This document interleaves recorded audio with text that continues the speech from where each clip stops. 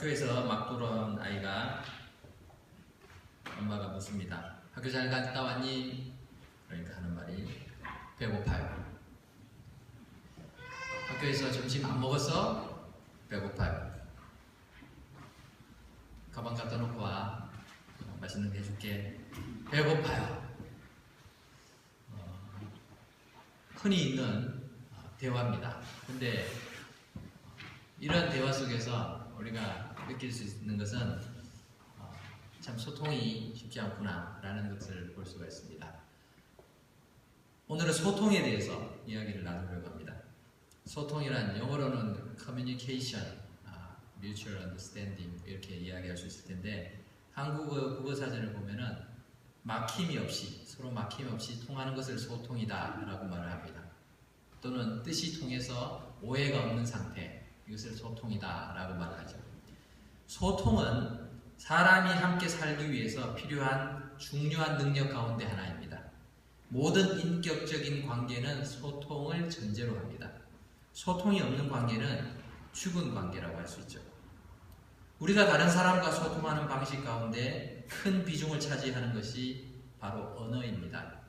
말이 통하지 않는다라는 것은 참 답답하고 힘든 일입니다. 이민 생활이 왜 힘들까요? 여러 가지 이유가 있겠지만 가장 큰 이유는 한국어가 편한 한국 사람에게 영어로 말을 해야 되고 의사소통을 해야 되니까 그것이 잘 통하지 않는다는 것입니다. 그래서 억울할 때도 많고 또 답답할 때도 많습니다. 하지만 소통은 언어적인 영역을 넘어섭니다. 그래서 사용하는 언어가 달라도 우리는 소통할 수 있는가 하면 같은 언어를 사용하고 있으면서도 소통이 안 되고 불통이 되는 경우도 종종 있습니다. 소통이 되어야 될 관계가 불통이 되는 것은 불행입니다. 남편과 아내가 서로 소통이 되지 않고 부모와 자녀가 소통이 되지 않는 불통 가정이 오늘날 얼마나 많은지 모릅니다. 가정뿐만 아니라 사회와 국가 역시 국민과의 소통이 잘 이루어져야 국민이 행복을 더 누릴 수 있을 것입니다.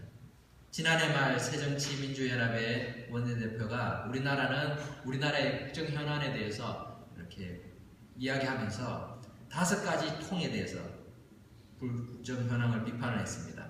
대통령은 불통이고, 경제는 깡통이고, 국정은 먹통이고, 국민은 그래서 분통하고, 서민만 고통해야 한다. 그래서 5가지 통으로 말했던 것이 생각이 납니다. 이렇게 소통이 되지 않으면은 어느 사회든 어느 가정이든 참 어렵습니다. 크리스천의 정체성은 어느 신학자의 말을 빌리면은 resident alien이다 라고 이야기할 수 있습니다. resident alien. 우리가 이곳에 거주하고 있지만 우리는 이곳에서 이 땅에서의 삶이 에일리언과 같은 존재이다 라는 것이죠. 또 다른 말로 쉽게 표현하자면 마치 타국에 파견 나가 있는 대사나 영사와 같은 신분이 바로 크리스천이다 라는 것입니다. 현지의 문화와 삶에 적응을 해서 살아야 하는 것도 자기의 일 중에 하나이지만 원래의 신분은 본국에 있고 또 본국의 명령을 따라서 움직이고 충실하게 지켜나가야 되는 것이 파견 나온 대사나 영사의 임무이죠. 그렇기 때문에 크리스천으로서 해야 하는 소통의 관계는 2가지가 있습니다. 첫 번째는 하나님과의 소통입니다. 그리고 또 하나는 믿지 않는 사람들과의 소통입니다. 하나님과의 소통과 믿지 않는 자들과의 소통. 왜냐하면 우리는 2 세계를 동시에 살아가고 있기 때문에 그렇습니다. 자신은 소통을 잘한다라고 생각하는 사람들이 대부분 불통인 경우가 많습니다. 왜냐하면 노력하지 않기 때문에 그렇습니다. 내가 소통을 잘하고 있다고 생각하니까 다른 사람들이 내 말을 잘 들어준다고 생각하고 잘 이해한다고 생각합니다. 그래서 불통이 되죠. 그러한 사람들을 우리는 강조해서 고집불통이다 라고 말하기도 합니다. 우리의 삶을 잘 살펴보십시오. 내가 소통을 잘하는 사람인가 아니면 나는 불통인 경우가 많은가 우리가 생각해 볼 필요가 있습니다. 하나님과의 관계에 있어서 소통이 안 되면 성도들 간의 소통은 더더욱 어렵습니다. 뿐만 아니라 더 나아가서 믿지 않는 사람들, 불신자들과의 소통은 기대하기 어려워집니다.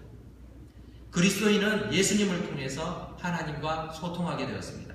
오늘 본문에서 사도 바울은 골로새 교인들과 그리고 오늘날 현대의 성도들에게 하나님과의 소통 그리고 불신자와의 소통에 대해서 바른 지침을 알려주고 있습니다. 먼저 사도 바울은 하나님과 소통해야 한다라는 것을 강조합니다. 하나님과 어떻게 소통할 수 있을까요? 그것은 바로 기도를 통해서 가능하죠. 우리 2절 말씀을 함께 읽어보면 좋겠습니다. 2절 시작. 기도를 계속하고 기도에 감사함으로 깨어있으라. 네. 지금 사도 바울은 골로새 교회에 보내는 편지의 마지막 마무리로 이 말씀을 하고 있는 거예요. 그리스도의 탁월하심에 대해서 우주를 다스리시고 천하 만물을 다 다스리시는 그리스도의 위대하심에 대해서 골로새 교인들에게 강조하셨을 뿐만 아니라 우리가 그리스도를 믿는 자로서 새 사람을 입고 새로운 삶을 살아야 한다는 것을 이야기한 후에 결론적으로 우리는 이 두 세상 속에서 하나님의 백성으로서 이 땅을 살아가면서 하나님과 어떻게 소통해야 되는가 지금 말씀하고 있는 것입니다. 그것은 바로 기도를 통해서 가능하다라는 것이죠. 기도를 계속해서 하라 라는 말은 끈질기게 되풀이하라 라는 것입니다. 성도들의 삶에 있어서 기도는 그냥 급할 때 긴급 상황에서만 해야 되는 일들이 아니고 또 내가 필요할 때 아니면 원할 때 선택사항으로 할 수 있는 것도 아니라는 것입니다. 항상 기도하는 삶을 살아야 한다는 것입니다. 우리가 대적하는 이 타락한 세상에 계속되는 압력을 그리고 유혹을 이겨내기 위해서는 날마다 기도로 무장하는 삶이 필요하기 때문에 그렇습니다. 뿐만 아니라 깨어서 기도하라라고 말합니다. 문자 그대로 말하면 자지 말고 기도하라는 건데 잠을 자지 말고 기도하라는 얘기가 아니라 영적으로 방심하지 말라는 것을 말합니다. 성도가 깨어 있어야 하는 이유는 사탄이 우리를 삼키려고 호시탐탐 기회를 보고 있기 때문에 그렇습니다. 조금만 방심하면 무너지기 쉬운 것이 우리의 연약한 모습들입니다.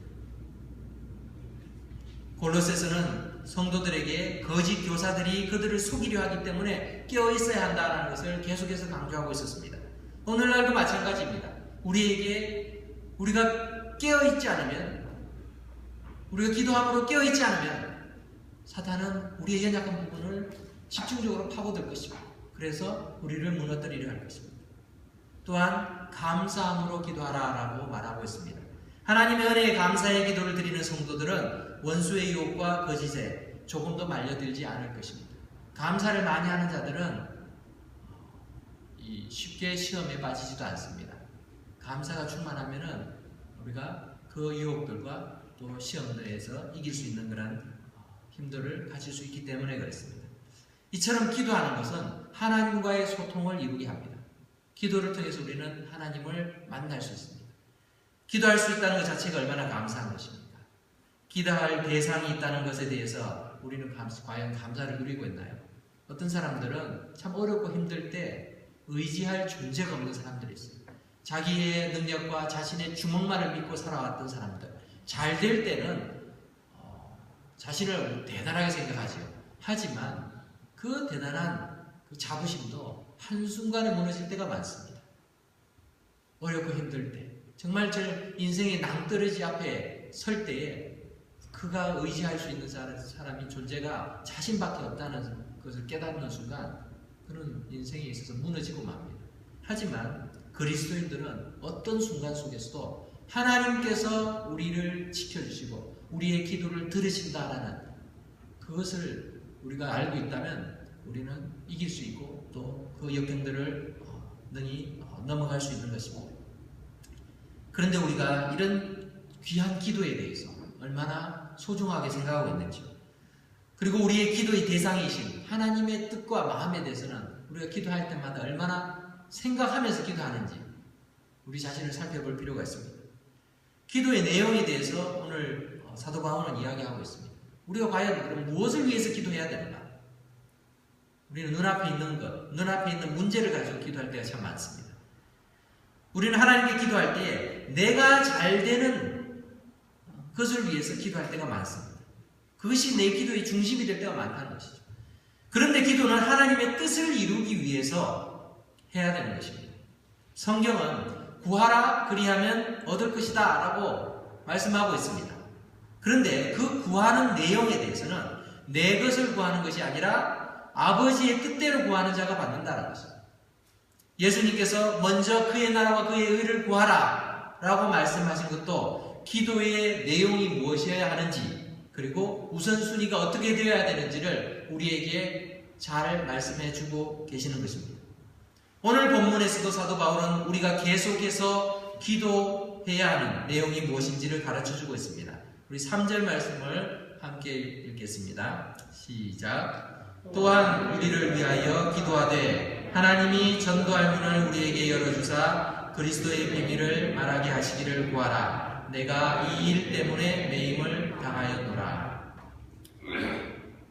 지금 사도 바울은 로마에 잡혀있는 신분입니다. 포로로 지금 죄수의 신분으로 갇혀 있습니다. 그런데 이것조차도 하나님께서 그리스도의 비밀, 즉 많은 사람들에게 알려줘서 나타내야 하는 그 그리스도의 복음에 대해서 증거하기 위해서 하나님께서 나를 이렇게 메어두셨다라고 표현하고 있습니다. 하나님께서 자신을 이렇게 죄수의 신분으로 메어놓았으니 그 사명을 잘 감당하게 해달라고 기도하고 있는 것입니다. 만일 우리가 이 바울의 상황이었으면 우리의 기도는 어땠을까요? 아마도 하루빨리 내가 이 갇힌 몸에서 풀려나서 자유로운 몸으로 하나님의 일을 하게 해달라고, 내가 지금 갇혀있으니까 너무 불편하다, 하고 싶은 곳 또 가고 싶은 곳이 많은데 지금 갇혀있으니까 참 어렵다, 나의 풀려남을 위해서 기도해달라, 그렇게 이야기하지 않았을까요? 그렇게 부탁했을 것입니다. 그런데 사도 바울은 그러지 않았습니다. 내가 지금 갇혀있는 것도 하나님의 뜻 가운데 있는 것인데 이 갇혀있는 상황 속에서도 그리스도의 비밀, 예수 그리스도께서 우리의 유일한 구원자 되신다는 것을, 이 복음을 증거할 수 있도록 해달라고 그렇게 기도하고 있는 거예요. 기도의 중심이 자기에게 있는 게 아니라 하나님의 뜻에 있다는 것을 우리가 볼 수가 있습니다. 우리 뒤에 화면에 사진을 보시면은 얼마 전에 IS 이슬람 무장 세력에 의해서 납치되었던 고토 겐지라는 저널리스트의 모습이 나옵니다. 이 사람은 무장 세력에 의해서 죽임을 당했습니다. 그런데 그는 크리스천이었습니다. 그가 하던 일들은 이 분쟁 지역에 가서 그 분쟁 지역에서 그 전쟁 속에서 어려움을 당하고 있는, 학대를 받고 또 착취를 당하는 어린아이들을 바라보면서 그들을 취재하고 그들이 또 자유롭게 꿈을 펼칠 수 있는 그런 세상을 만들려고 노력했던 사람입니다. 그 다음 사진에 보면은 이제 어린아이들을 이렇게 함께 찍은 사진도 나오고 있습니다. 그는 크리스천이었습니다. 일본의 기독교인은 전체 인구의 1%도 채 안 되지만 그들은 자신의 믿음을 분명하게 드러내는 삶을 살고 있습니다. 고토 겐지 역시 세례를 받고 자기 자신은 부끄럽게도 참 불경건한 그리스도인입니다 라고 고백하면서도 세상의 악에 대해서 정말 하나님이 기뻐하시는 그런 삶을 살도록 또 촉구하고 또 그것을 위해서 힘쓰다가 순교한 것입니다. 하나님께서는 이러한 성도의 희생을 기쁘게 보실 줄 압니다. 이런 분들의 삶을 우리의 모습과 비교해보면 때때로 부끄러울 때가 많죠. 우리가 기도하는 내용들도 마찬가지입니다. 내 어려움을 대해서 하나님 이 어려움 빨리 해결해 주십시오 그렇게 얘기하지만 그 어려움이 해결되는 순간 우리는 우리의 자유를 위해서, 우리의 유익을 위해서 그렇게 살아가고 있습니다. 고토 씨는 연락이 두절되기 전 마지막으로 남긴 영상에서 이렇게 말했습니다. 매우 위험하기 때문에 무슨 일이 있더라도 나는 시리아 사람을 원망하지 않으며 책임은 나 자신에게 있다 라고 말했습니다. 그리고 일본의 여러분들도 시리아 사람에게 어떤 책임도 지우지 말아달라고 말했습니다. 이처럼 남을 원망하고 남에게 책임을 전가하는 것이 아니라 자기가 모든 것을 책임지려고 하고 또 묵묵하게 살아갔던 그러한 삶의 모습을 봅니다. 그 어머니였던 이시도 중쿠 여사는 아들이 죽었다는 소식을 접한 뒤에 아들은 전쟁 없는 세상을 꿈꾸었고 전쟁으로 고통받는 어린이를 돕기 위해 노력해왔다면서 아들의 죽음이 세상에 조금이라도 기여할 것을 믿으며 슬픔이 증오의 사슬로 이어져서는 안 된다라고 그 심경을 고백했습니다. 참 어머니도 참 훌륭한 그런 신념을 가지고 있었던 것 같습니다. 하나님과 소통하기 위해서 우리는 열심히 기도합니다. 그런데 기도는 열심히 하는데 하나님의 음성은 듣지 않은 채 그리고 하나님의 뜻과는 무관하게 내 주장과 소원만을 열심히 아뢰고 있지 않는가. 우리는 한 크리스찬의 죽음을 보면서 다시 한번 생각하게 됩니다. 그리스도인의 사명은 예수 그리스도를 증거하는 데 있습니다. 그리스도인의 사명은 이 땅에서 내가 잘 사는 데 있는 것이 아닙니다. 하나님께서 우리에게 주신 가장 위대하신 선물이신 예수님에 대해서 소개하는 것이 먼저 구원받은 자들로서 우리가 해야 될 책임이자 특권인 것입니다. 그렇기 때문에 우리의 기도에 항상 복음 전파를 위해서 기도할 수 있어야 하는 것입니다. 사도 바울은 그것을 지금 부탁하고 있는 것입니다. 기도라는 하나님과의 중요한 소통의 그런 방법이 있는데 그 기도를 통해서 우리가 해야 될 것은 복음을 전하는 일을 위해서 기도해야 된다는 것입니다. 내가 복음을 전할 수 있도록 기도해달라고 사도 바울은 지금 부탁하고 있습니다. 우리는 복음 전도자를 위해서 기도해야 됩니다. 또 우리가 이것을 돌이켜 생각해 보면 우리가 다른 사람들에게 내가 복음을 전할 수 있도록 기도해달라고 부탁해야 되는 것입니다. 그렇게 함으로써 우리는 우리의 사명이 무엇인지 날마다 새롭게 인식해 갈 수 있습니다. 다른 사람들에게 우리가 기도 부탁할 때 무엇을 부탁합니까? 내 사업이 잘 되게 해달라, 내 자녀가 잘 되게 해달라, 내가 건강하게 해달라. 그것을 위해서 우리가 부탁하고 있지 않습니까? 그래서 so what? 우리는 그 뒷부분을 생각하지 못하고 기도의 제목을 마무리할 때가 많습니다. 정말 중요한 것은 내가 복음을 지원하기 위해서 하나님께서 우리를 불러주셨다라는 지상 최대의 사명, 그 사명을 우리가 잊고 기도하고 또 기도 부탁을 하고 살아간다는 것입니다. 하나님과의 소통, 귀한 기도의 방법을 통해서 우리가 기도할 때 내가 복음을 전하기 위해서, 영혼 구원을 위해서 하나님 노력하게 해주십시오. 이 사명을 위해서 내가 움직이려는데 움직여지지가 않습니다. 몸이 불편합니다. 그것을 위해서 건강을 주셔야 되겠습니다. 복음을 위해서 내 사업이 사용되기를 원합니다. 사업이 망하는 것이 복음 증거에 유리하다면 망하게 해달라고 해도 기도할 수 있어야 되는 것이죠. 무조건 내 사업이 잘 돼야 된다. 그 이유가 없어요. 그냥 내가 잘 살기 위해서, 내가 잘 지내고 편하기 위해서라면 하나님께서 왜 그 기도를 들어주셔야 될까요? 정당성이 없어집니다. 사랑하는 성도 여러분, 우리가 하나님과 소통하는 이 기도를 통해서 우리는 하나님의 뜻을 알게 됩니다. 그리고 하나님께서 기뻐하시는 그 삶을 위해서 우리 자신을 드릴 수 있게 되는 것입니다. 하나님과 바른 소통을 할 수 있는 저와 여러분들 되시기를 바랍니다. 두 번째로 우리가 또 기억해야 될 것은 불신자들과 소통해야 하는 것입니다. 불신자들. 오늘 성경에서는 외인들이라고 표현하고 있는데, 외인이라는 말은 바깥에 있는 사람들, 예수 그리스도를 알지 못하는 그런 사람들, 불신자들을 말하고 있습니다. 크리스천은 기도로 하나님과 소통을 이룰 뿐만 아니라 불신자들과의 소통이 이루어져야 합니다. 주님께서는 크리스천들에게 세상 사람들과는 담을 쌓고 우리끼리 잘 지내라라고 우리에게 말씀하지 않으셨습니다. 오히려 모든 민족으로 제자를 삼으라고 명령하셨고, 때를 얻든지 못 얻든지 온천하에 다니면서 만민에게 복음을 전할 것을 우리에게 명령하셨습니다. 그래서 우리는 불신자들과도 열심히 만나고 대화하는 일에 힘써야 합니다. 자기들끼리만 잘 지내는 모습들, 집단 이기주의에 사로잡혀 있는 그러한 그리스도인이 되어서는 안 된다는 것입니다. 예수님 당시에도 그러한 모습들이 있었습니다. 혼자서 굉장히 릴리저스한 것처럼, 경건한 것처럼 보이면서 불경건한 사람들을 무시하고 배척하고 그렇게 살아갔던 바리새인들을 향해서 예수님께서는 회칠한 무덤과 같다고 그렇게 질책하셨습니다. 예수님은 어떠셨습니까? 예수님은 창기와 세리들을 찾아가셨어요. 그들과 함께 음식을 먹고 나누면서 그들의 친구가 되셨어요. 그렇다고 해서 그들처럼 변질되지 않으셨습니다. 그것이 바로 예수님의 소통 방식이었습니다. 이 예수님의 모델을 통해서 우리는 그리스도인들의 불신자들, 믿지 않는 사람들과의 소통의 방법을 발견할 수가 있는 것입니다.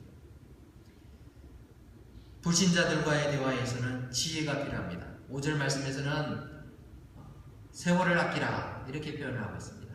외인들에 대해서는 지혜로 행해서 세월을 아끼라. 세월을 아낀다라는 말은 헬라어로는 엑스 아고라조라고 하죠. 아고라라는 게 이제 광장, 시장이라는 뜻이죠. 그 시장에서 일어나는 일들이 팔고 사고 물건을 사는 것을 말하는데, 세월을 아끼라는 말은 손실로부터 건져내라, 다시 사와라 이런 말이에요. 그냥 놔두면은 계속 손해를 보니까 이렇게 다시 사오는 것을 말하고 있습니다.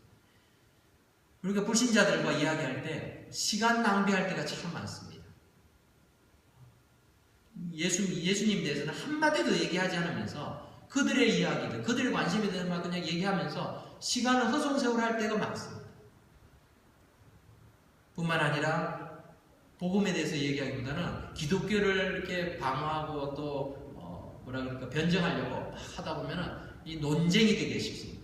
논쟁하다 보면은 서로의 상대방의 마음이 열리는 것이 아니라 닫힐 때가 더 많이 있죠. 논쟁으로 사람은 변화시킬 수가 없습니다.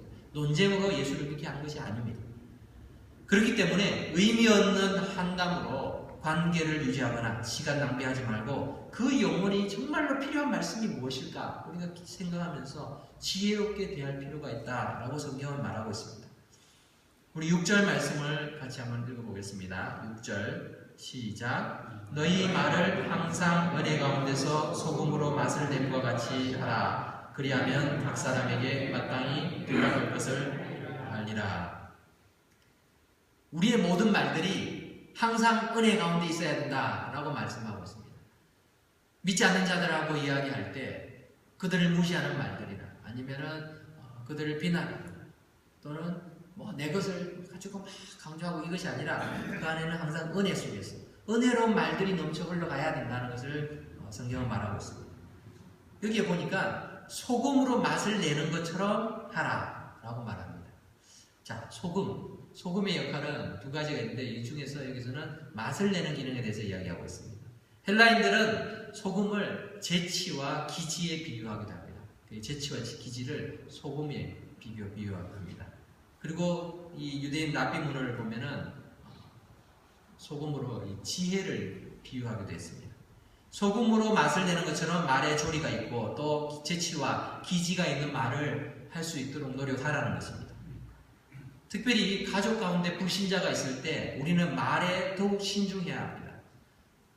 아내만 교회를 다니고 신앙생활하고 남편이 교회를 다니지 않는 그런 가정들이 많이 있습니다. 그러면은 아내가 남편을 위해서 기도 많이 하겠죠. 또 전도를 하려고 노력도 많이 하고 하는데 이게 잘 안 됩니다. 그렇게 안 되니까 안 되고 주일마다 교회는 안 가고 골프 치러 나가는 남편을 향해서 하는 말이 이 골프 마귀가 씌워가지고 교회는 안 가고 골프 치러 다닌다. 나중에 지옥 가도 난 책임 못 진다고 이렇게 말하면 그 남편이 충격을 받아서 무릎 꿇고 회개하면서 돌아오면 좋은데 그런 일은 없다는 거예요. 그 이야기를 듣는 순간 남편은 그래 내가 교회 가나 봐라 그런 마음을 가지게 되는 거죠.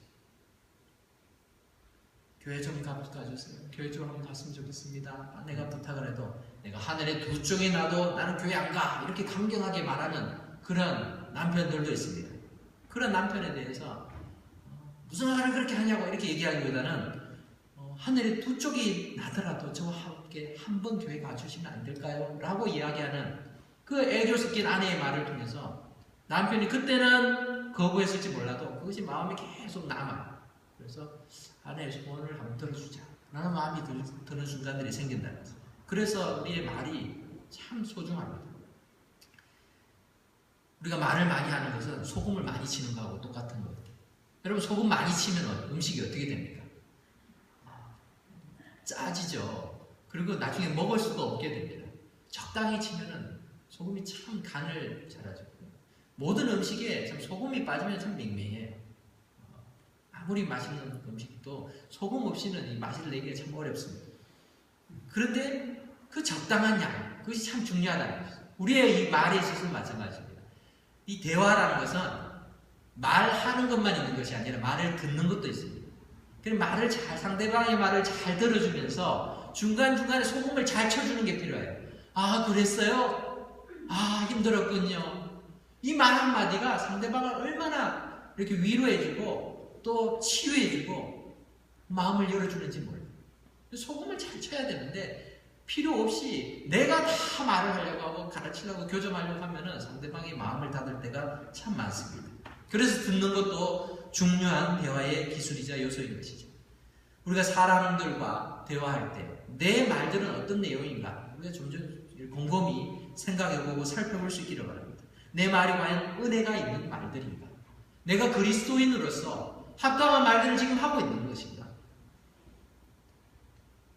그 내용들이 시간을 낭비하고 있는 그런 의미 없는 말들은 아닌가 우리가 생각해 봐야 됩니다.